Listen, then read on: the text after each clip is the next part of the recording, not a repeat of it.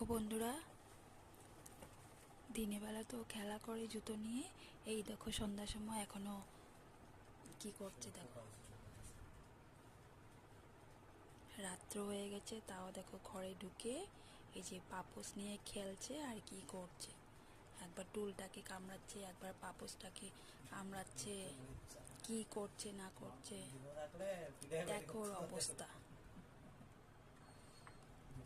বুঝি কি করতেছো তুমি?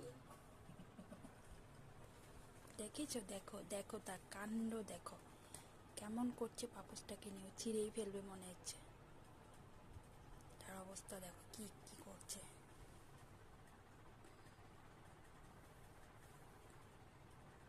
হ্যাঁ,